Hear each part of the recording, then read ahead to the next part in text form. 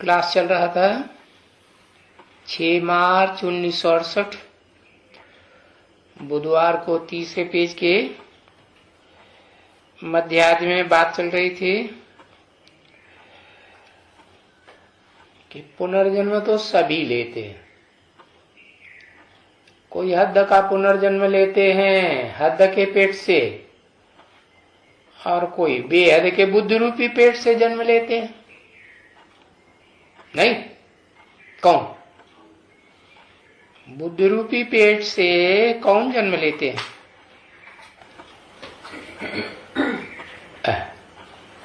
Sir खुजलाने में सारा time जाएगा। अरे बताओ भाई, एक अक्षर लिखो। कितना हीला हवाला। ऐसे सारे को जो नहीं पता चलता। हाँ, ऊपर वाला जबराइल भी है, ऊपर ही उड़ता रहता है। वो है ही ऊपरचर। रुद्रमाला क्या है?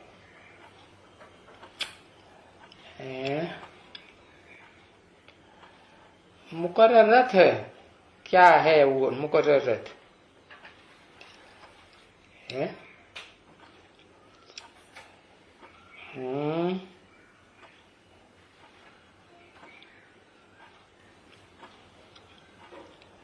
अरे भाई, बताया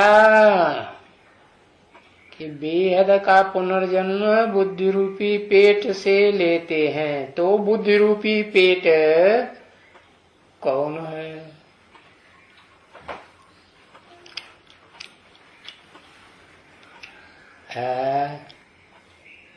और जन्म लेने वाला कौन है? और बुद्धि रूपी पेट कौन है? बुद्धि रूपी पेट है प्रजापिता, और शिव बाप है जन्म लेने वाला। शिव बाप जन्म लेने वाला है ना बुद्धि रूपी पेट से। अरे, बुद्धि रूपी पेट है जन्म देने वाला, और शिव बाप है उसमें प्रवेश करके जन्म लेता है। जन्म देता कौन है? बुद्धि रूपी पेट। तो पूछा तो बताया, उनमें तब आकर के प्रवेश करता हूं। उनमें बहुवचन क्यों कह दिया? उसमें कहना चाहिए।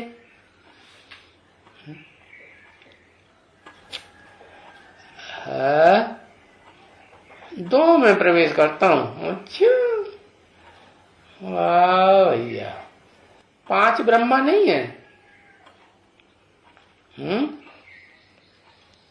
ब्रह्मा नामधारी जो अम्माएं हैं, अम्माओं का पेट होता है ना, वो ना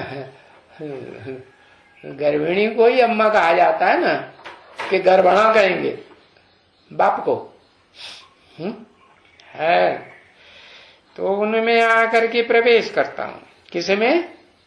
अम्माओं में। तो इससे सिद्ध होता है कि पुनर्जन्म तो सभी लेते हैं, चाहे निराकार और चाहे साकार। अच्छा, पुनर्जन्म लेने वाले कम से कम कितने होते हैं बेहद में, जो बुद्धि रूपी पेट से जन्म लेते हैं?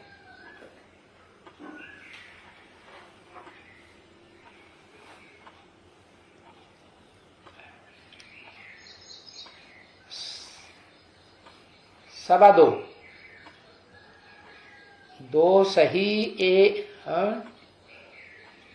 2.25।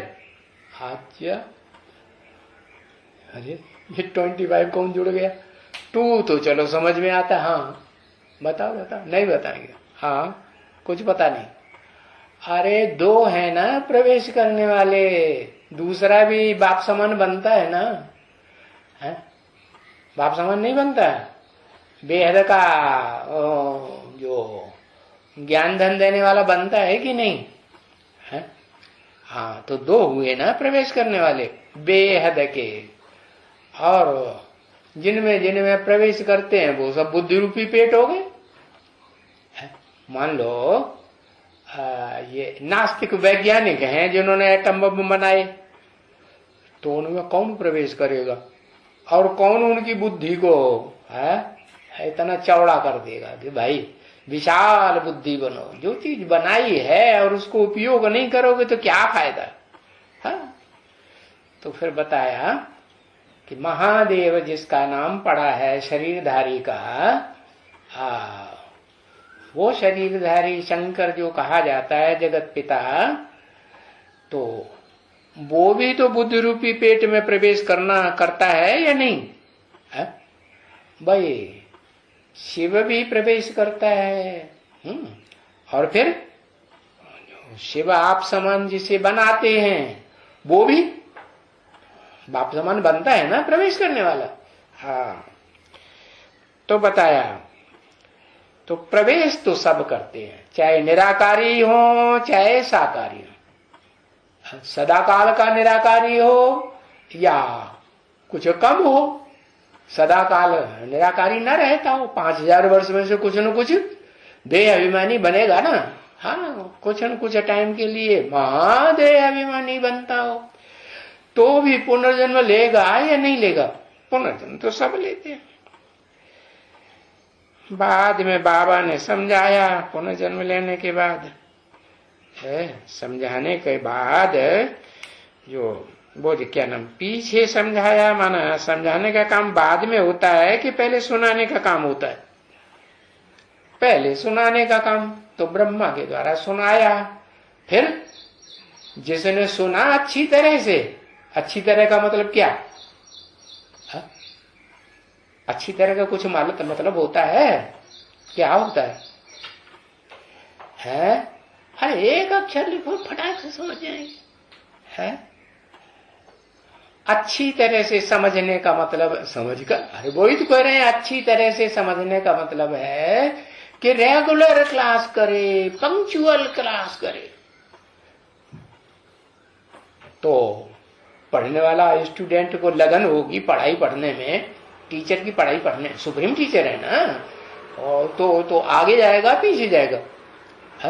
हाँ, तो बताया बाबा ऐसे बच्चे के द्वारा समझाते हैं जिसमें सबसे अच्छी समझ हो, बुद्धि हो। बताया ना क्या? अरे बुद्धियां भी नंबरवार हैं कि एक जैसी हैं? कोई तो ऐसी बुद्धि है, बुद्धिमानों की बुद्धि उससे, वो तो सबका बाप। कौन है? शिव। शिव जो है, जिसे बिंदी का नाम है, शरीर का नाम थोड़े ही है, तो वो शिव बाबा ने, शिव बाप। हाँ, वो बुद्धिमानों की बुद्धि। और फिर वो अपने समान किसी को 100% बना लेता है, तो वो कौन है? वो फिर जिसका नाम शिव के साथ जोड़ा जाता है, और तो किसी का नाम जोड़ा ही नहीं। कहते हैं ना शिव शंकर भोलेनाथ। शिव ब्रह्मा कहते हैं क्या? शिव विष्णु कहते हैं क्या? या 33 करोड़ देवताओं में से किसी का भी नाम शिव के साथ जोड़ते हैं? अच्छा, दानवों का, राक्षसों का, किसी को जोड़ते हैं? किसी का भी नहीं जोड़ते। एक ही आत्मा है जो साकार शरीर धारण भी करती है, मूर्तिमान भी बनती है। और वो मूर्तिमान जो है, जिसे कहा जाता है शंकर की मूर्ति है, चैतन्य मूर्ति या जड़? चैतन्य मूर्ति। तो बताया उसे आप समान बनाते हैं, है, और फिर उसके द्वारा ही समझाते हैं। क्या समझाते हैं? अरे भाई, कोई बहुत जन्म लेते हैं और कोई थोड़े जन्म लेते हैं, नंबरवार है ना। इस मनुष्य सृष्टि रंगमंच पर जो भी भोगी आत्माएं हैं वो शरीर से पुनर्जन्म लेती हैं या नहीं? गर्भ से है?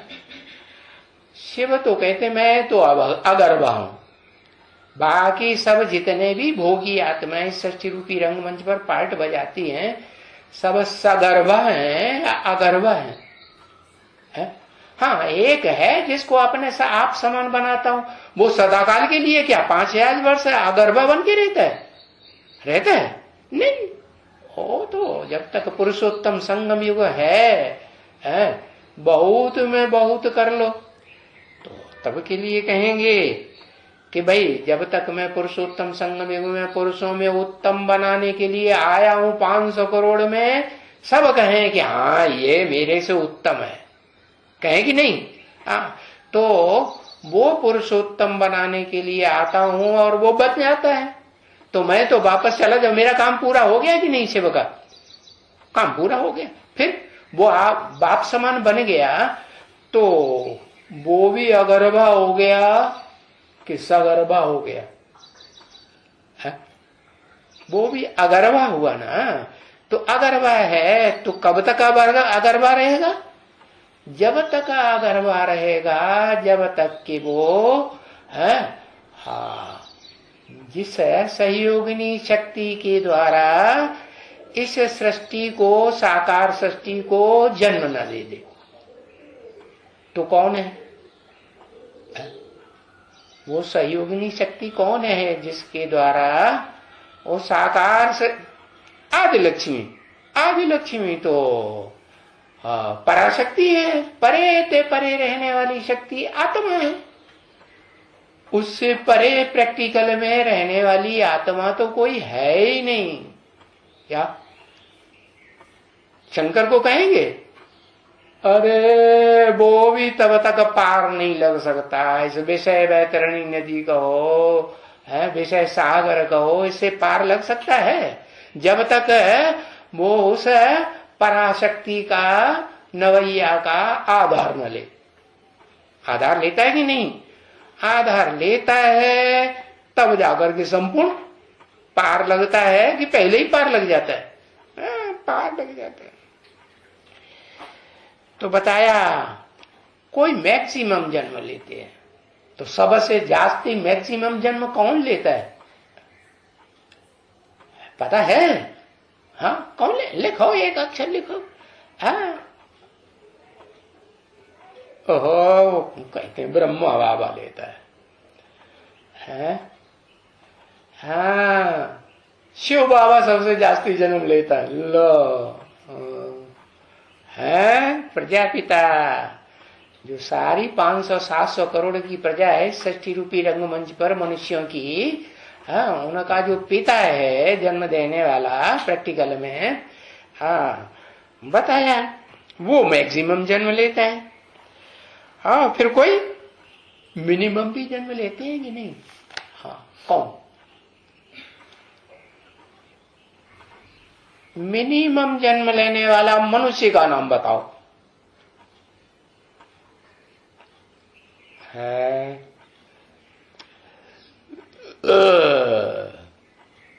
मिनिमम जन्म शंकर लेता है। अच्छा सबसे कम जन्म लेता है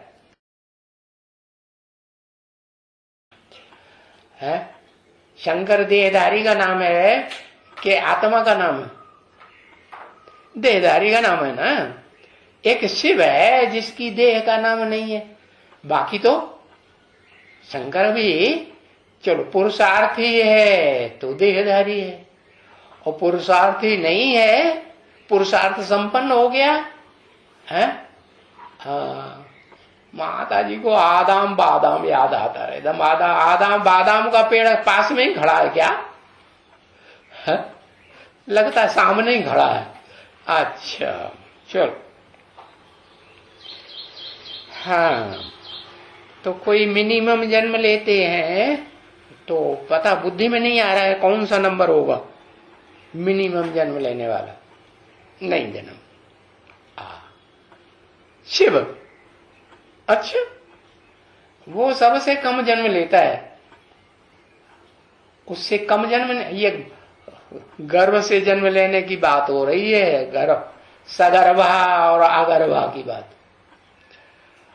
हाँ गर्भ से जो स्थूल गर्भ होता है ना माता का, हाँ उससे जन्म लेने की बात हो रही है। हाँ अब सवाल ये होता है कि बड़े से बड़ा गर्भ कौन सी आत्मा को कहेंगे जो बड़े से बड़ा गर्भ साकार है?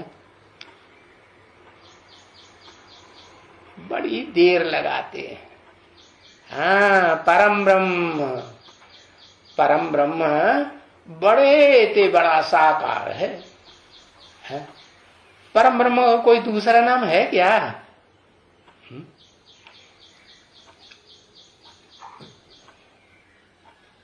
है? वो तो पिता है। अरे पिता को कहते हैं ब्रह्म। ब्रह्म, ब्रह्म माने ब्रह्म। है? कोई दूसरा नाम नहीं है।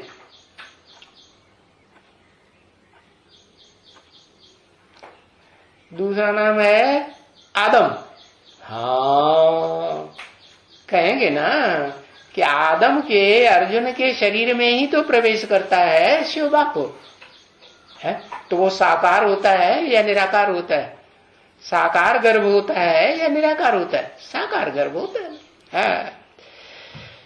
तो बताया वो जो साकार गर्भ है, उस साकार गर्भ से जन्म लेने वाले जो भी हैं वो रुद्र वत्स हैं या आधार मूर्त आत्माएं हैं, बीज रूप आत्माएं हैं, आधार मूर्त आत्माएं हैं। कौन है उससे जन्म लेने वाले? पहले पहले कौन है? रुद्र वत्सों का पहले जन्म होता है या आधार, हाँ, बीजों का जन्म होता है। तो उन बीजों में सबसे कम जन्म लेने वाला कौन सा बीज होगा? उसका नंबर ही बता दो। है 10 नंबर? ये क्या 10वां नंबर?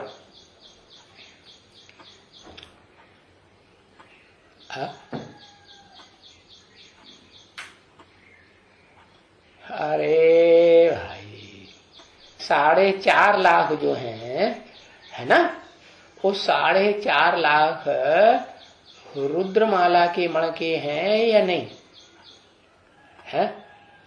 उनमें भी जो 4.5 लाख रुद्रमाला के मण के हैं, उनमें भी आधे हैं, है पार्वती जैसे फीमेल, और आधे हैं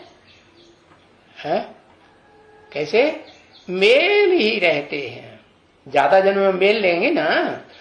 अच्छा, जो पार्वती जैसे हैं वो तो फीमेल हो गए, हुए ना।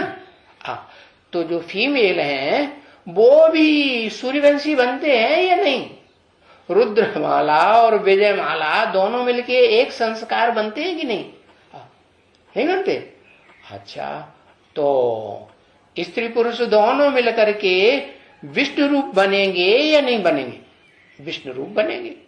और विष्णु रूप में जो चलाने वाला है वो तो एक ही है? और चलने वाली आत्माएं जो हैं सहयोगी वो 4 हैं। तो चलने वाला जो है वो पुरुष है या स्त्री? विष्णु को किस रूप में दिखाते हैं? पुरुष रूप में दिखाएंगे तो विष्णु ही दिखाएंगे, पुरुष रूप में दिखाएंगे। और स्त्री के रूप में दिखाएंगे तो ई की मात्रा जरूर लग जाएगी। है? हाँ, ई माना कोई को चोट मारो तो ई की आवाज निकलती ही नहीं, ई निकलती है ना।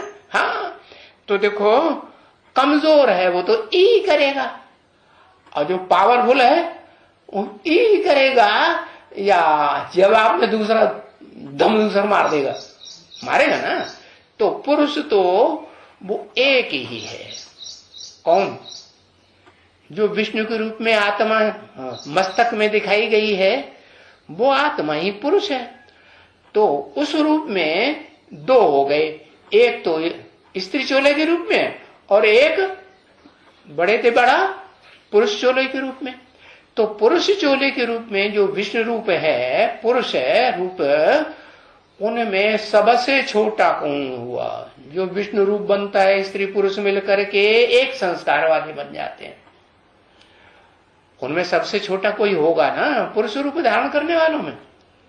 ज्यादा से ज्यादा जन्म लेने वाले जो असल रुद्र मण के हैं, पहले पहले के रुद्रमाला जिनकी बनती है पहले, उनमें 2.25 लाख हुए कि नहीं? उन 2.25 लाख में कौन 100वां, एक, पहला, दूसरा, चौथा, 10वां, 12वां, 18वां, कौन सा नंबर है? उसका नंबर बताओ कि जो सबसे कम जन्म लेता है। हाँ, 108। अच्छा, वो तो राजाएं हुए।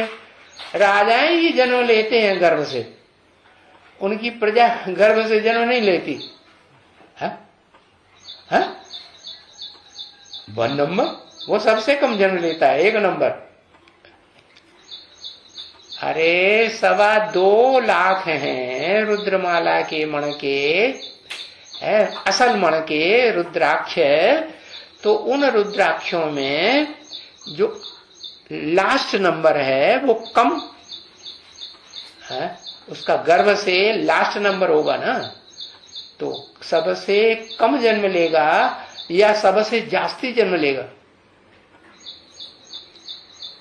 अभी तो ये हमको मालूम पड़ गया कि सबसे जास्ती जन्म कृष्ण लेता है या कृष्ण का बाप लेता है?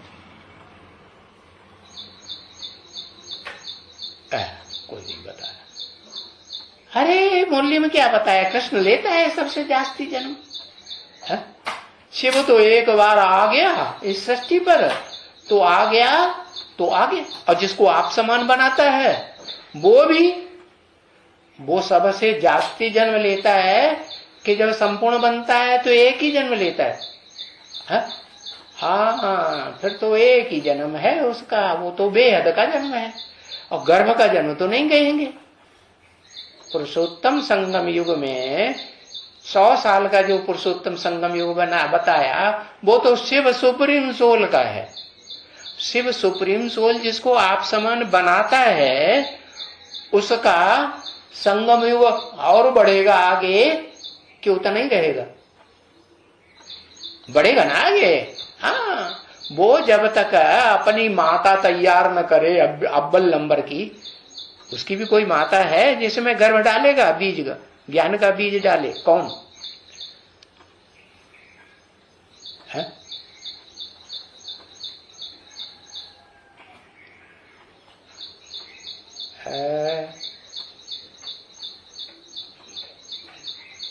मत्योनि महत् ब्रह्म तस्मिन् गर्भम दधाम्यहम्। मेरी योनि रूपी माता, लिंग रूपी माता कही जाती है कि योनि रूपी माता? योनि रूपी माता कौन है? महत् ब्रह्म, महान ब्रह्म। कौन है महान ब्रह्म?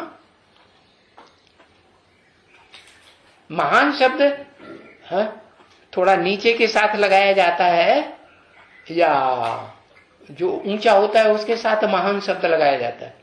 ऊंचे के साथ लगाया जाता है। ऊंचे के साथ? हाँ, नीचे के साथ। कौन? मिसाल दो फिर, एक नाम बताओ।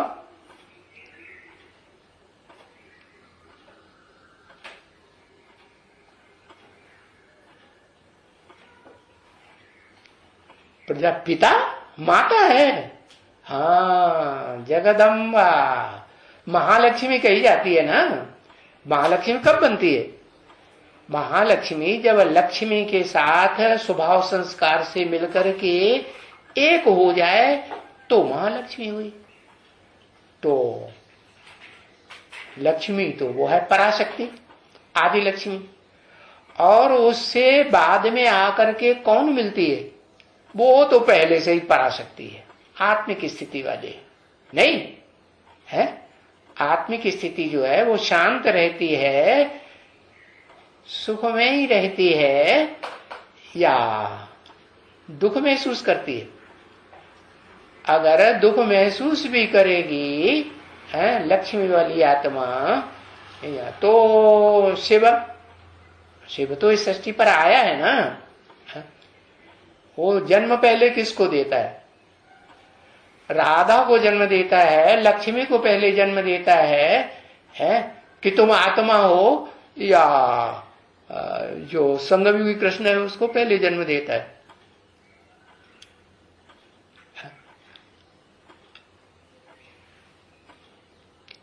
प्रैक्टिकल में क्या है, तुम आत्मा हो, ये पहले जन्म किसको मिलता है?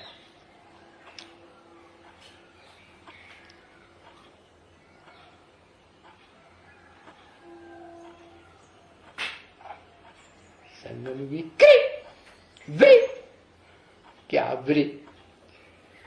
हाँ,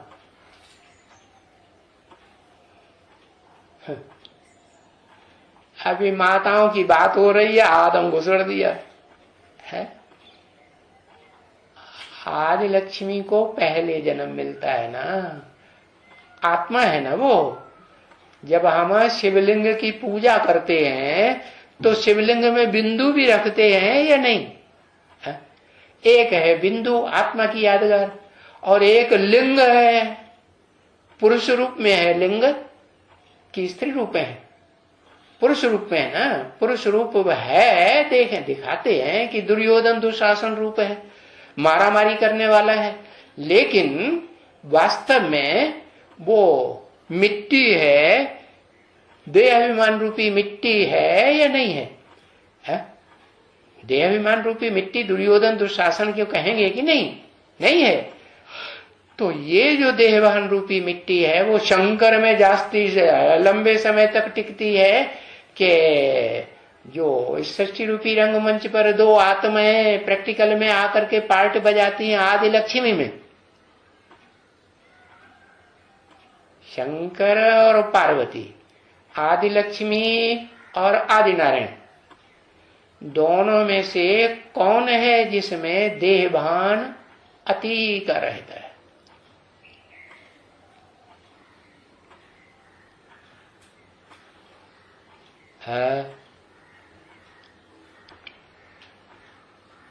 नारायण।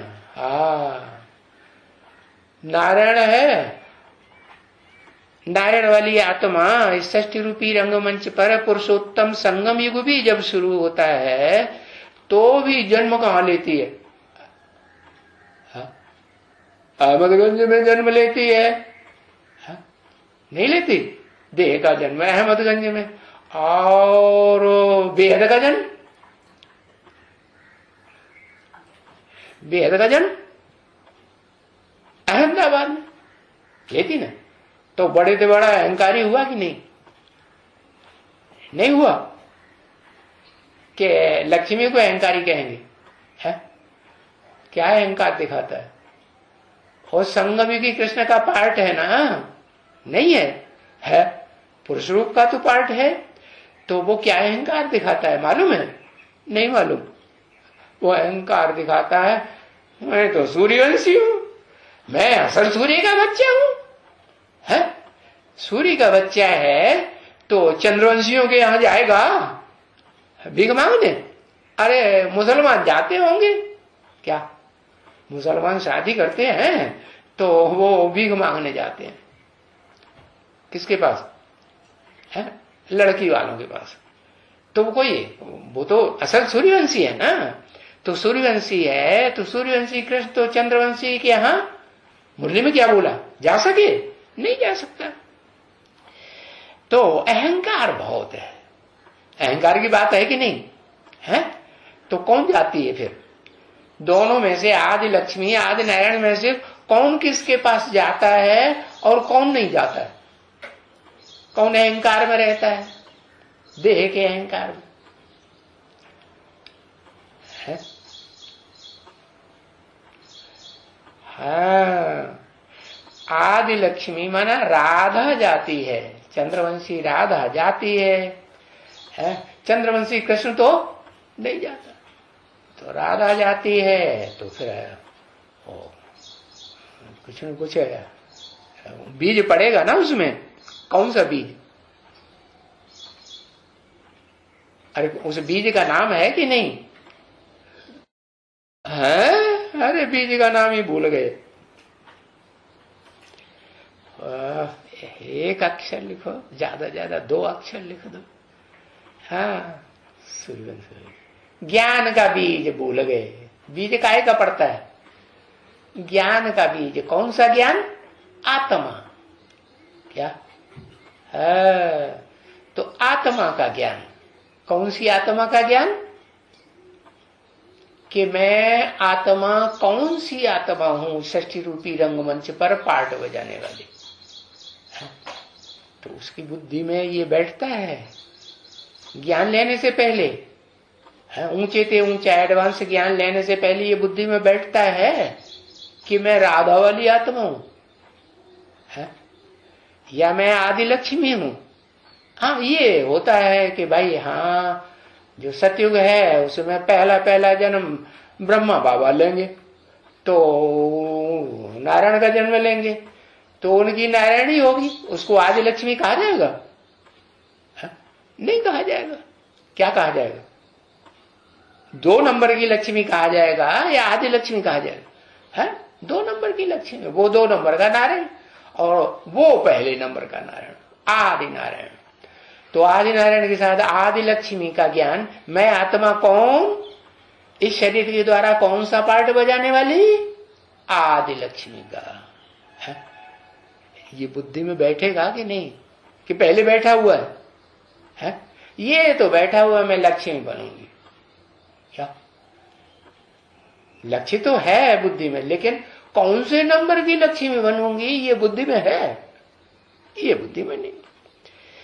तो बताया कि गर्भ से जन्म लेने वाली जो बीज रूप आत्माएं हैं असल रुद्रमाला के मणकों में, उनमें नंबर अगर देखेंगे तो 2.25 लाख नंबर जो है होगा कि नहीं?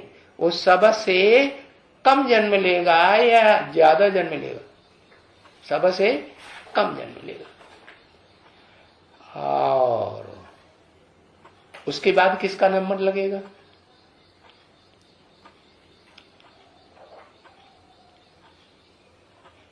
है कम जन्म लेने वालों में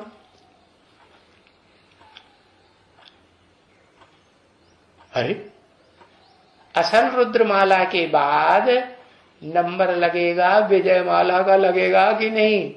है हाँ, तो विजयमाला में अव्वल नंबर राधा, नहीं आदि लक्ष्मी।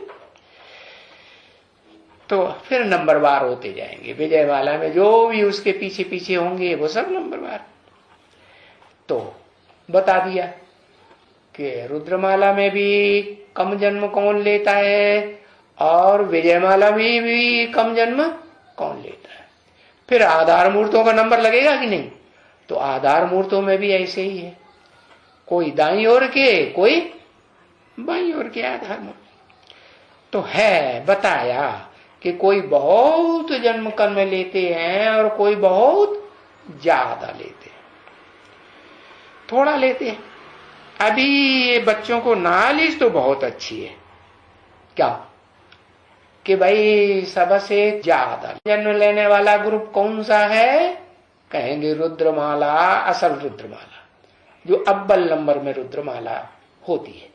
फिर वो रुद्रमाला विजयमाला में ऐड हो जाती है, स्वभाव संस्कार मिला करके एक कर लेती, अपने समान बनाती, या चंद्रवंशी बन के रहती। क्या करती?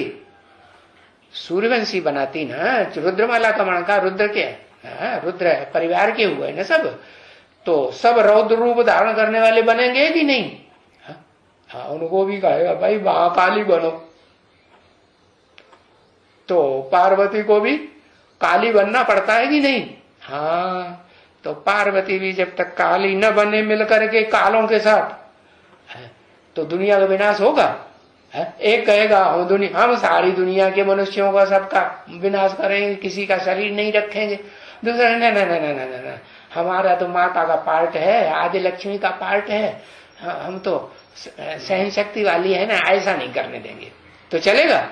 स्वभाव संस्कार से एक हुए नहीं हुए ना। हाँ, तो इसी समय में तुम लिखते करते रहते हो ना। क्या किस समय में है? अभी तुम्हारी लिखत कोई साथ नहीं देने की है। क्या तुम जो कुछ लिखते रहते हो ये तुम सही लिखते हो या कुछ उसमें गलती रह जाती है? अभी है, अभी माने जब तक पुरुषोत्तम संगम युग 100 साल का चल रहा है, तो तुम जो कुछ भी लिखते हो अपनी हद की प्लेट में, और बेहद की प्लेट कौन सी है? बुद्ध रूपी प्लेट में जो भी लिखते हो वो तुम्हारा संपूर्ण विचार फाइनल है, फाइनल हो जाता है, फाइनल फैसला हो जाता है, या अधूरा फैसला कहेंगे? अभी अधूरा फैसला कहा जाएगा। तो अधूरा फैसला जो है वो जो लिखते रहते हैं वो इकट्ठा करते जाते हैं, भाई बाद में पता चलेगा कि ये जो हमारी टैबलेट है इसमें सब इकट्ठा कर लो कंप्यूटर में, इकट्ठा करते जाएंगे, इकट्ठा करते जाएंगे, तो फिर बाद में कहाँ चढ़ा देते हैं? वो क्या है डब्बा क्या होता है? वो डब्बा का नाम क्या कहते हैं? अरे भाई है, हाँ, अरे कंप्यूटर से भी निकाल करके किसी में डालते हैं, कोई डिबिया में, डस्टर में डालते हैं, डस्टबिन में डाल देते हैं। हाँ, क्या हिंदी तो जानते ही नहीं बेचारे। हार्ड डिस्क है, तो हार्ड डिस्क जो है ना उसमें डाला जाता है। हार्ड डिस्क कौन है?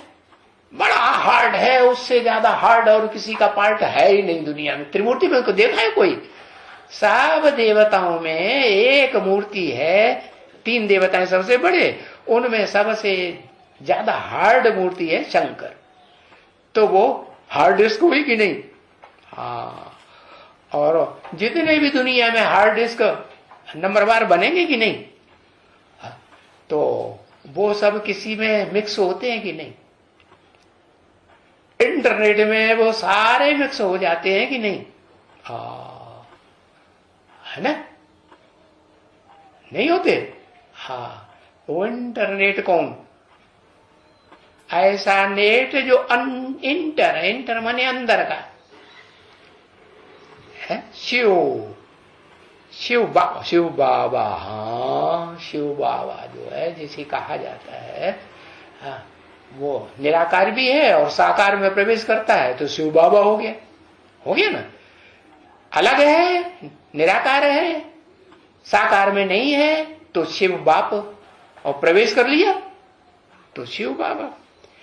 तो बताया, तो तुम जो अभी लिखते रहते हो वो तो साथ देने वाला नहीं है तुम्हारा, है? तुम तो स्थूल प्लेट में लिखते हो, स्थूल कॉपी में, नोटबुक में लिखते हो। तुम्हारी जो नोटबुक है बेहद की कौन सी है? आत्मा रूपी जो तुम्हारा, इसे टेप रिकॉर्डर कहो या क्या कहो, जो कुछ भी कहो, तो वो जो लिखते रहते हैं वो इकट्ठा करते जाते हैं। क्या बेहद की प्लेट में, बेहद के कंप्यूटर में इकट्ठा होता है ना, बेहद की हार्ड डिस्क में इकट्ठा हो रहा है ना? तो नंबरवार ये हार्ड डिस्क हैं, बताया, इकट्ठा करते जाओ। अपनी जो भी हयाती की भी लिखते हैं जीवन कहानी, है ना? अपनी अपनी आत्मा रूपी टैप रिकॉर्डर में अपनी अपनी कहानी, जीवन कहानी लिख रहे हैं कि नहीं? पहचाना अपनी आत्मा को? मेरी आत्मा कौन सा पार्ट बजाने वाली है? जाना? कहते नहीं जाना। अभी हमें पक्का निश्चय नहीं हुआ है। षष्ठी रूपी रंगमंच पर 500 करोड़ जो मनुष्य होते हैं उनमें मेरी आत्मा का पार्ट क्या है? पता चला? किसी को पता चला हो तो बताओ। नहीं चला, पता ही नहीं चला। जय लो, बाबा ने तो इशारे इशारे में बता ही दिया होगा। कोई को तो बताया होगा, कोई को नहीं बताया। माता जी तो जोर जोर से आंख खोल करके देखने लगी। कोई को नहीं बताया। अरे हैदराबाद के ग्रुप में सबके सामने बोल दिया होगा, डांट के बोल दिया होगा। ग्रुप में कोई को डांट के बोला होगा, तुम्हें पता नहीं चला कौन है? ये पार्ट तो वो तो बेचारी सकते में आ गई होगी। उसे अपना ही पार्ट नहीं पता है तो दूसरे का पता हो जाएगा? हो जाएगा नहीं। पहले तो अपने पार्ट का निश्चय हो कि मैं कौन, तब फिर बताए कि भाई बाबा किसके लिए डांट रहे हैं, कि इसका ये पार्ट है कि नहीं है। तो फिर वो मुगालते में रहेगी, संशय में रहेगी कि नहीं रहेगी? संशय में ही रहेगी। फिर भी बाबा बताते हैं अपनी हयाती, अपनी जीवन कहानी सिवाय है जिसको पता चल जाए वो ही आत्मा बता सकेगी। तो कोई आत्मा ऐसी है जो अपनी हयाती सबसे पहले जान जाती है और अनेक जन्मों की जानना शुरू कर लेती है। कोई एक दो जन्म की नहीं, कई कई जन्मों की। और जब संपूर्ण बनेगी है तो संपूर्ण तो तभी बनेगी जब कहते हैं संपूर्ण तो पुरुष तभी बनता है जब डबल हो जाए, विष्णु बन जाए। तो जब कृष्ण की आत्मा राधा से मिलकर के एक स्वभाव संस्कार की हो जाएगी तो फिर 84 जन्मों का पूरा ज्ञान हो जाएगा या नहीं हो जाएगा? नहीं हो जाएगा है? हो। तो ये जीवन कहानी अपनी जो हयाती लिखते हैं अभी तुम बच्चे, वो परिपूर्ण लिखते हैं अपनी आत्मा की है अपनी प्लेट में, या अधूरी लिखते हैं? अभी किसी को अभी अभी अभी माना जो भी टाइम हो, क्लैरिफिकेशन का टाइम हो या वो क्या नाम बेसिक नॉलेज का टाइम हो। बेसिक नॉलेज के टाइम में ये वाणी 68 में चली और एडवांस में भी कहीं चली होगी ना है? अरे एडवांस ज्ञान सुनाने वाला कोई होगा ना, शंकर जी का अवतार, अवतार कहें क्या कहें है? वो आत्मा उस स्टेज में होगी ना, उसकी बुद्धि में वो अवतरण होगा ना क्या कि मैं आत्मा शंकर का पार्टधारी हूं। तो जहां भी वो आत्मा होगी तो उसकी बुद्धि में वो जीवन कहानी आज की तारीख में जो लिखी जाएगी वो अधूरी लिखी जाएगी कि संपूर्ण 84 जन्मों की कहानी लिखी जाएगी। आ सा या आ अधूरी कहानी लिखी जाएगी। हाँ, संपूर्ण कहानी तो अभी पता नहीं हो सकती, वो तो तभी जब पता होगी। अगर कहे हमें संपूर्ण कहानी मालूम पड़ गई तो फिर उससे पूछा जाएगा कि तुम अभी अकेले हो या तुम्हारे साथ कोई दूसरी आत्मा भी है जिसके साथ तुम्हारे संस्कार स्वभाव संस्कार मिलकर के कम से कम 21 जन्म के लिए एक हो गए, आधा कल्प के लिए हो गए। कोई कहेगा? कोई नहीं कहेगा। तो बताया जैसे ये बड़े बड़े जाते हैं तो उनकी जीवन कहानी के कितने बड़े बड़े वॉल्यूम्स इतने बड़े बड़े निकलते हैं। भारतवर्ष में कोई ने अपनी जीवन कहानी लिखी हद की दुनिया में, हद के भारतवर्ष में है?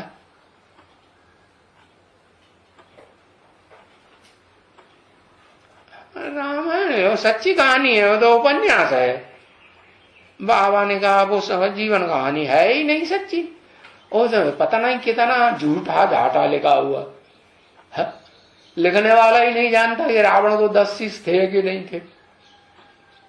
जब उसने लिखा तो उसको पता था कि रावण को 10 शीश थे या नहीं थे, कौन से शीश थे कुछ पता नहीं। तो वो कौन है प्रैक्टिकल जीवन में है ऐसा दुनिया? व्यास। फिर वही व्यास। अरे व्यास ने तो बहुत ही सबकी बुद्धि खराब कर दी। व्यास बेकारी था, दाढ़ी मूछ वाला कि निर्विकारी था, वो क्या अपनी जीवन कहानी लिखेगा है? अरे भारत में नेहरू जी ने अपनी जीवन कहानी लिखी कि नहीं, बड़ा वॉल्यूम बना दिया कि नहीं? हाँ, तो इतने बड़े बड़े वॉल्यूम निकलते हैं पढ़ने के लिए। अभी तुम जो इतना अभी ब्राह्मण से देवता बनते रहते हो, इतने बड़े बड़े देवता बनते हो, नंबरवार पुरुषार्थ बनते क्यों नहीं? तुम बच्चे, बाबा की नजर कौन से बच्चों की तरफ पहले गई होगी? तुम बच्चे जब कहा होगा, तुम बच्चे कम से कम लक्ष्मी नारायण वाली आत्मा के ऊपर तो बाबा की नजर आदि लक्ष्मी आदि नारायण के ऊपर तो जरूर रहती है, नहीं रहती? तो अभी तुम बच्चे जो ब्राह्मण देवता बनते हो, ब्राह्मण सो देवता बनते ना, तुम्हारी कोई लिख के क्या करेंगे? है? तुम्हारी जो लिखत होगी, तुम अपनी जो नोटबुक में लिखते हो, स्थूल नोटबुक में या बेहद की बुद्धि रूपी नोटबुक में लिखते हो, तुम्हारी बुद्धि में जो भी आता है, चलो अव्वल नंबर की बुद्धि में आता हो, आदि नारायण की बुद्धि में आता हो, या त्रिमूर्ति से बात करते हो तो शंकर की बुद्धि में आता हो, सबसे बड़ी मूर्ति है ना। हाँ, तो तुम्हारी कोई लिख करके अभी क्या करेंगे? जीवन कहानी की तुम जो लिखत लिख रहे हो संपूर्ण है, परिपूर्ण है, एवरलास्टिंग है या अधूरी है? क्या कहेंगे? अधूरी है ना। हाँ, वो सभी जल करके खत्म हो जाएगी। क्या कहा? जल करके खत्म हो जाएगी माना है? ये जो नोटबुक है उसमें जो लिखा है, किसी ने अपने जीवन जान गया हो और वो कहीं कागज में लिख करके रखा हो कि ये मेरा जीवन है। अच्छा चलो बेहद की नोटबुक में लिखा, तो बुद्धि जो है वो जड़ चीज है या चैतन्य चीज है?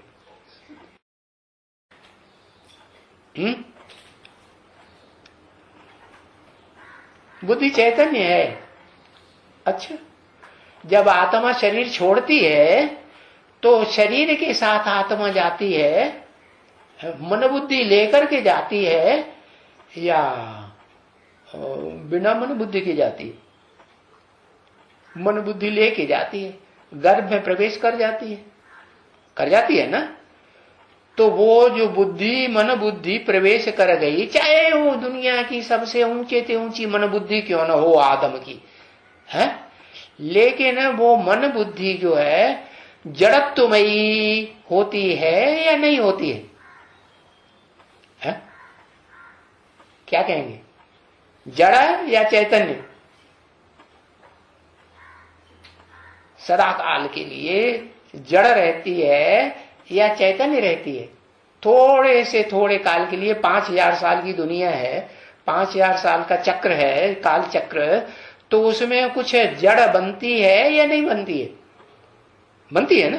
तो उसे जड़त्वमयी कहें, जड़त्वमयी का टाइटल दें या ना दें? देना पड़े ना। तो ऐसी बुद्धि कौन सी है जो कभी भी जड़त्वमयी बनती ही नहीं? शिव की बुद्धि, शिव कहेंगे। वही बात देखो गीता में बताई है, इंद्रियाणि पराण्याहो, इंद्रियां बड़ी प्रबल हैं बुद्धि से। है? जो 10 धर्म पिताएं हैं ना, है? वो बड़े प्रबल हैं, नहीं प्रबल है? हाँ, ग्रेट फादर्स कहे जाते हैं। और उसके बाद उन धर्म पिताओं में भी जो बड़े से बड़ा धर्म पिता बनता है वो कौन है? कोई आत्मा है जो बड़े से बड़ा धर्म पिता कही जाती है? कोई नाम है शास्त्रों में? है? बड़े से बड़ा धर्म पिता है। धर्म पिता के नाम पर धर्म का नाम चलता है, बोल गए सनत कुमार। हाँ, तो ये जो सनत कुमार है ना, वो अम्मा का बच्चा है कि बाप का बच्चा है? शास्त्रों में क्या लिखा है? अम्मा का बच्चा है, परम ब्रह्म का बच्चा है ना, परम ब्रह्मा का बच्चा है। तो जो परम ब्रह्मा का बच्चा है तो वो परम ब्रह्मा का बच्चा सनत कुमार पुरुष रूप में है या स्त्री चोले के रूप में है? पुरुष रूप में है ना। हाँ, तो बड़े से बड़ा धर्म पिता है, उसके नाम पर धर्म का नाम पड़ता है सनातन धर्म। जैसे बुद्ध का बौद्ध धर्म है, क्राइस्ट का क्रिश्चियन धर्म, मोहम्मद का मुस्लिम धर्म। धर्म पिता के नाम पर धर्म का नाम पड़ता है ना। तो उसी सनत कुमार को योगेश्वर कहा जाता है, योगियों का ईश्वर। अब शास्त्रकारों ने ये समझ लिया कि कोई योगीश्वर है, सनत कुमार अलग है योगियों का ईश्वर एक, और शंकर कोई योगियों का ईश्वर अलग है। शंकर को भी तो योगीश्वर कहते समझते हैं ना। तो क्या ईश्वर कोई दो दो होंगे कंट्रोलर है? अरे श्रेष्ठ, बर माने श्रेष्ठ, ईश माने शासन करता, श्रेष्ठ शासन करता तो एक ही होगा ना। तो दोनों आत्माएं तो एक ही है। जो विवस्वत है, जिसके लिए बोला है वाणी में, वो शास्त्रों में भी, ये गीता में भी, कि मैं आता हूं तो किसको ज्ञान देता हूं? विवस्वत, विवस्वान को ज्ञान देता हूं ना। तो विवस्वत कहो, शंकर कहो, सनत कुमार कहो, वो एक ही आत्मा का नाम है कि अलग अलग आत्माओं का नाम? एक ही आत्मा का नाम है। तो जो भी नाम है वो देह के ऊपर पड़ते हैं। ये जितने भी नाम बताए, 3-4 नाम बताए ना, तो देह के ऊपर नाम है या आत्मा के ऊपर नाम? देह के ऊपर नाम। तो ये जो देह के ऊपर नाम है, ये सभी देह जल करके खत्म हो जाएंगी या रह जाएंगी? सब देह जल करके भस्म हो जाएंगे। नहीं, हाँ, कोई भी नहीं रहेगी। तुम्हारी कोई भी हिस्ट्री या ज्योग्राफी या फलाना कुछ भी नहीं रह सकता तुम्हारी है। तुम्हारी माने किसकी? तुम्हारी माने एक या कम से कम 2, लक्ष्मी और नारायण दोनों के लिए बता दिया न। चाहे वो लक्ष्मी महालक्ष्मी का ही रूप धारण क्यों न कर ले, लेकिन तुम्हारी कोई भी हिस्ट्री ज्योग्राफी, तुम्हारी कोई भी जीवन कहानी जिंदा रहने की इस सृष्टि पर नहीं रहेगी। अगर रही होती अगले कल्प में, अगले चतुर्युगी में, तो शास्त्रकारों की बुद्धि में आता ना है? आता कि नहीं? कि सृष्टि का पहला जो बच्चा है वो कौन है, किसने जन्म लिया? वो तो कृष्ण 16 कला संपूर्ण को दिखाते हैं या कलातीत कृष्ण को जानते हैं? शास्त्रकारों ने किसको जाना? कलातीत कृष्ण को जाना, संगमिकी कृष्ण को जाना, कि कलाबद्ध कृष्ण को जाना? कलाबद्ध कृष्ण को समझ लिया है। हाँ, तो भाई ये जो इकट्ठा तुम जितना भी लिख रहे हो जीवन कहानी, अभी अभी इन दिनों में जो पुरुषोत्तम संगम युग चल रहा है, ये तुम्हारी हिस्ट्री ज्योग्राफी अनेक जन्मों की जो भी तुमने किसी ने लिखी हो, वाई का खुदा न खास्ता लिखी हो, लिखी तो होगी है? हाँ, तो वो सब विनाश हो जाएगी। मैंने क्योंकि अधूरी है या संपूर्ण है? वो हिस्ट्री तुम्हारी आत्मा की पूरी 84 जन्म की पूरे चक्र की हिस्ट्री है या अधूरी है? अधूरी है, वो खत्म हो जाएगी, कोई भी हिस्ट्री नहीं रहेगी, सब विनाश हो जाएंगे। क्योंकि ये वो सब देहधारियों की हिस्ट्री है, जिनकी बुद्धि, जिनकी मन बुद्धि देह में धरी हुई है, तो उनकी है। अब मन बुद्धि तो जो जगत पिता है मनुष्यों का, आदम, उसकी भी बुद्धि तो देह में धरी रहती है ना? नहीं, तभी तो देह में जन्म लेगी अगले कल्प में, कि नहीं लेगी? अगले कल्प में जन्म लेगी तो वो बुद्धि, मन बुद्धि को अव्वल नंबर की जड़त्वमयी कहें या अव्वल नंबर की इस सृष्टि रूपी रंगमंच पर पार्ट बजाने वाली चैतन्य बुद्धि कहें।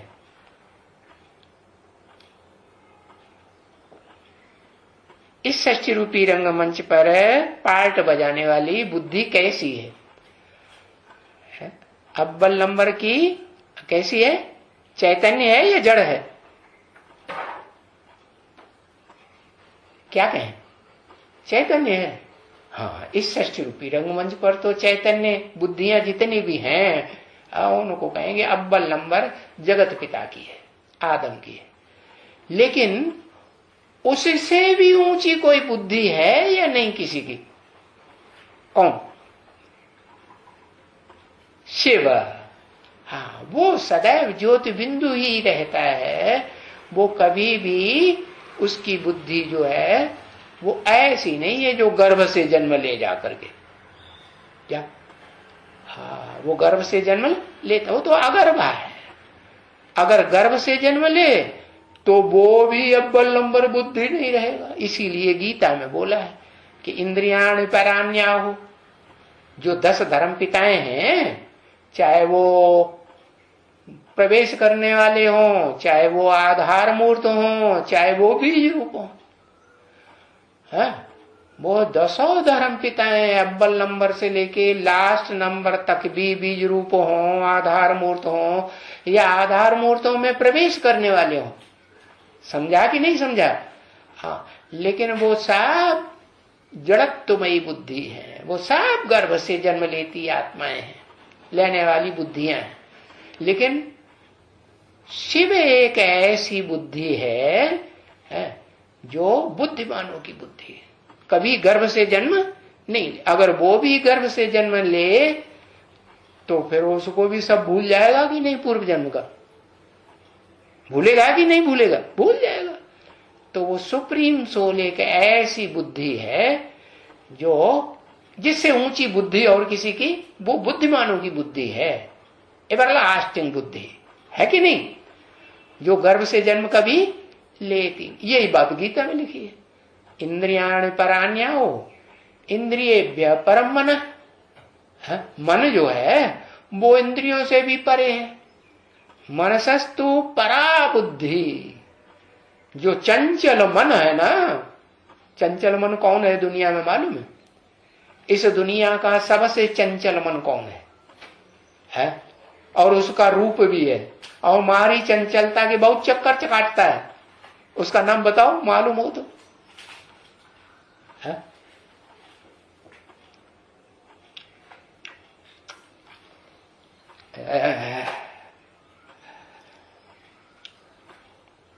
ब्रह्मा चंद्रमा बोलो ना, चंद्रमा। हाँ, शास्त्रों में दिखाया हनुमान बहुत चक्कर काटता है, बहुत तेज दौड़ता है, जल्दी जल्दी जल्दी जल्दी। सिद्धि ने देखा ना, दौड़ता है तो दौड़ के कहाँ चला गया ऋषियों के पास?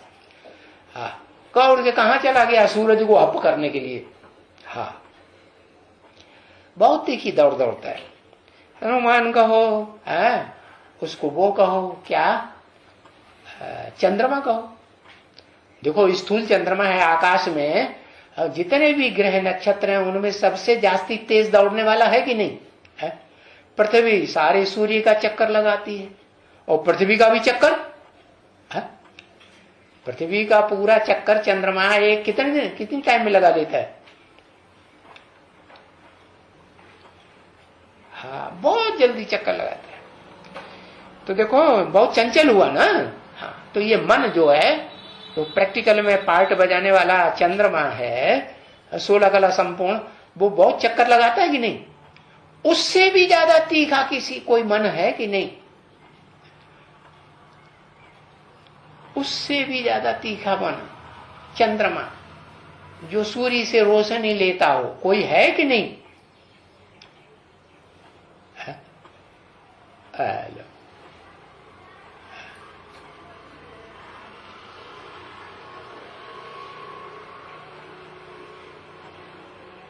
सा कामा या प्र, यानी क्या लिखा समझ में नहीं आता। अरे उससे भी ऊंचा है जो प्रैक्टिकल में पार्ट बजाने वाला, ये जो चंद्रमा है जो यादगार देखने में आती है, और चंद्रमा पृथ्वी के चक्कर लगा रहा है, देखने में आता ही नहीं है आंखों से, उस वो तो प्रतीक है। उसका भी चक्र काटने वाला एक आत्मा है, जिसे 4 मुखों वाला ब्रह्मा संगठित 4 मुख कर लेता है। 4 मुखों को संगठन में अपने मिला लेता है कि नहीं, अपने अनुकूल कर लेता है। तो वो दादा लेखराज ब्रह्मा हुआ कि नहीं। दादा और लेखराज ब्रह्मा से भी जास्ती तीखे मन वाला कोई आत्मा है या नहीं षष्ठी रूपी रंगमंच पर।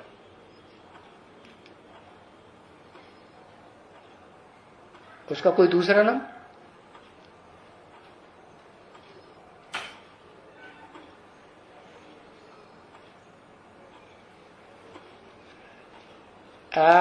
षष्ठी रूपी रंगमंच पर पार्ट बजाने वाला राम वाली आत्मा कहो है, या वही सनत कुमार कहो, वही विवस्वत कहो है, जिसको आके पहले पहले ज्ञान दिया, न कि दादा लेखराज को पहले पूरा ज्ञान दिया।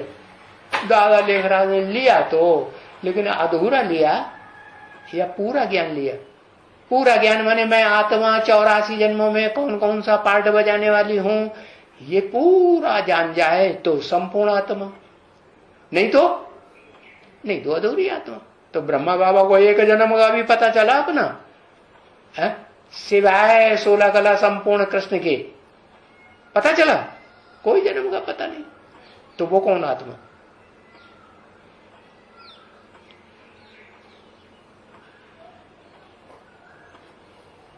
अरे कितनी धीरे धीरे लिखते हैं है? हाँ, राम वाली आत्मा जिसे कहते हैं है मनुष्य सृष्टि का बाप। बाबा भी मुरली में बताते हैं ना, राम बाप को कहा जाता है। कौन सा बाप? मनुष्य सृष्टि का बाप या आत्माओं का बाप? मनुष्य सृष्टि का बाप। तो आदम कह दो उसे, आदम कह दो, अर्जुन कह दो, हाँ एडम कह दो। तो वो आत्मा जो है वो सबसे तीखा दौड़ने वाला, ज्ञान की रोशनी लेने वाला चंद्रमा है कि नहीं है? हाँ। तो लेकिन प्रैक्टिकल है अम्मा, क्योंकि चंद्र के साथ तो मां लगाया जाता है चंद्रमा। वो प्रैक्टिकल में चंद्रमा है, अम्मा है, सहन शक्ति वाला है। अरे होगा तो त्रेता युग में होगा सहन शक्ति वाला।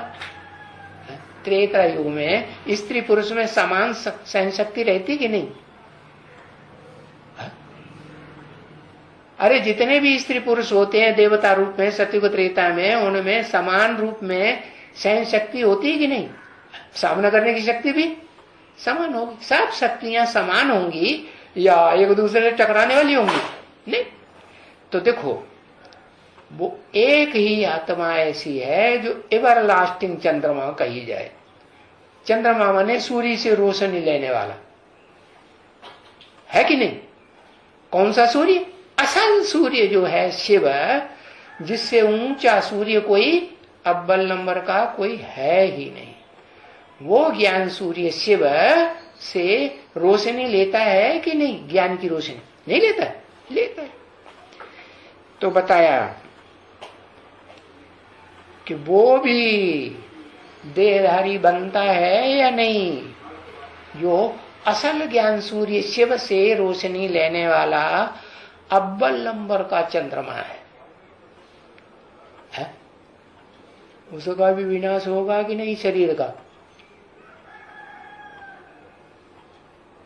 कि 5 तत्वों का शरीर रहेगा, ये जड़ शरीर रहेगा है? जब विष्णु रूप बनेगा तो सारा काम मन बुद्धि के वाइब्रेशन से करेगा कि ये 5 तत्वों के चोले की जरूरत उसको रहेगी कि नहीं रहेगी? ना कि हाँ है? रहेगी। अच्छा, 5 तत्वों का जड़ तोला, जो तत्व विनाश हो जाते हैं 5 तत्व, पांच तत्व विनाशी हैं कि अविनाशी हैं? हा? क्या है? अरे बताओ भाई, ये पांच तत्व विनाशी हैं या अविनाशी? अविनाशी हैं। अच्छा, ये स्थूल रूप में रहेंगे?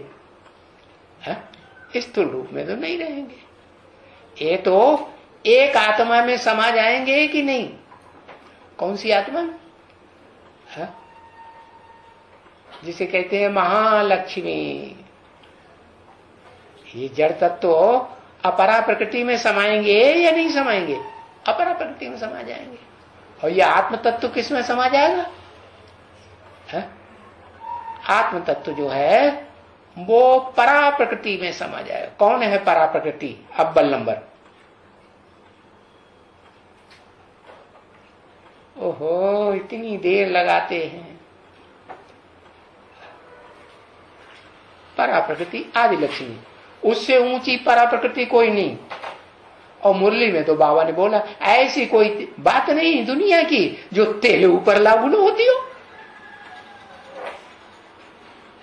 राधा, राधा, अच्छा, आदम, हाँ, आदम कहो, जगत पिता कहो, मनुष्य सृष्टि का बाप कहो, प्रजापिता कहो, तो सारी मनुष्य सृष्टि 500-700 करोड़ का जो पिता है वो तो दोनों रूपधारी है कि नहीं है? परा प्रकृति भी है आत्मिक रूप में और अपरा प्रकृति भी है कि नहीं? उसकी यादगार शिवलिंग दिखाया है। लिंग जो है वो पत्थर बुद्धि बनता है, नहीं बनता? बड़े से बड़ा पत्थर बुद्धि मेरु पर्वत, उससे ऊंची कोई चोटी है पहाड़ की? पत्थर बुद्धि दुनिया में कोई नहीं है। कहते हैं वो मेरु पर्वत के चारों ओर जो असल जो सूर्य है वो भी चक्कर काटता है, जड़ सूर्य भी चक्कर काटता है जड़ मेरु पर्वत के आसपास। और जो चैतन्य सूर्य ज्ञान सूर्य शिव है, हेवनली गॉड फादर, वो भी चैतन्य जो रूप है मेरु।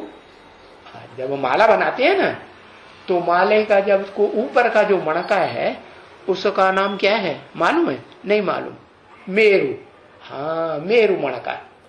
मेरु मणका जो होता है वो दो मणकों को मिलाकर के एक बन जाता है, विष्णु रूप।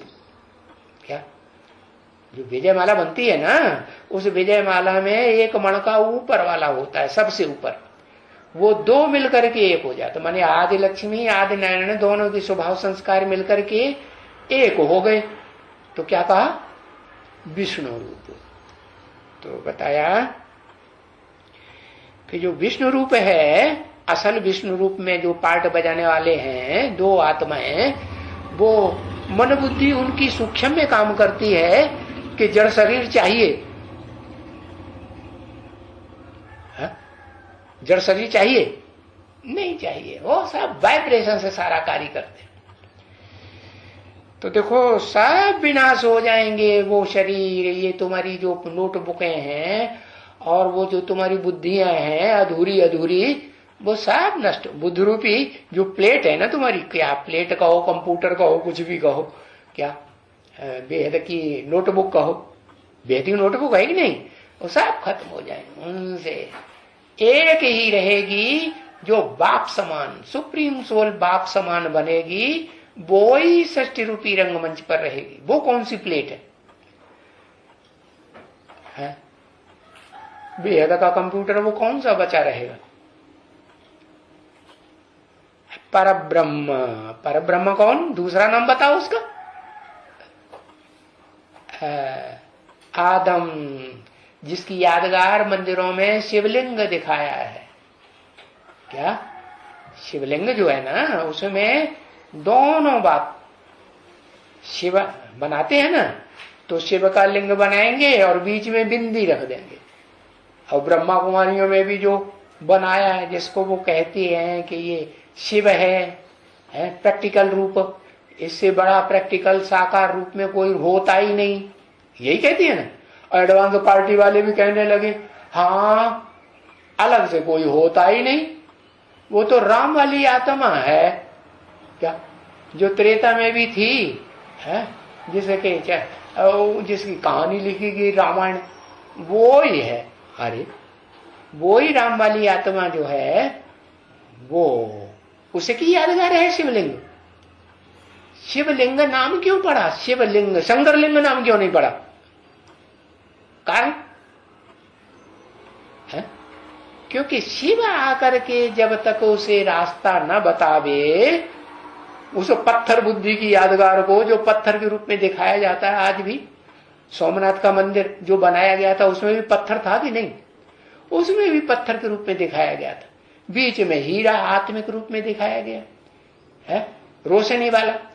तो देखो ये जो है वो जो लिंग बनाया हुआ है वो तो आदम की यादगार है, जगत पिता की यादगार है, लेकिन उसको भी रास्ता बताने वाली आत्मा कोई है या नहीं है, कौन, उसको भी आत्मा हाँ रास्ता बताने वाला वो शिव है, उसको अपना शरीर कभी भी नहीं होता।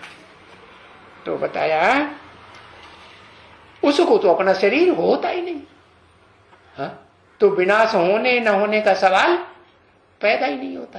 बाकी जितने भी षष्ठ रूपी रंगमंच पर पार्ट बजाने वाली भोगी आत्माएं हैं, या उनमें कोई अभोक्ता भी हो, बन गया हो कभी अल्पकाल के लिए, है ना, हाँ तो वो भी उनके जो शरीर हैं वो सब विनाश हो जाएंगे।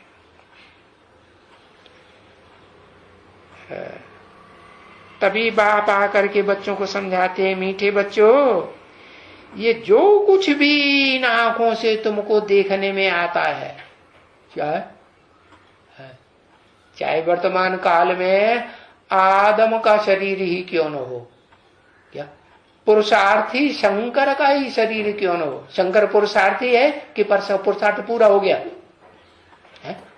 याद करता है, याद के रूप में बैठे हुए चित्र दिखाते हैं ना, तो पुरुषार्थी हुआ ना। हाँ। तो जो भी कुछ देखने में आते हैं, ये देखो किताब भी है, इन आंखों से तो देखने में आती है ना, हाँ, और ये जो शरीर है वो सब खत्म हो जाएंगे, ये भी नहीं रहेंगे। इन आंखों से जो कुछ भी अभी बनाते भी हैं वो भी नहीं रहेंगे। क्या? ओम शांति।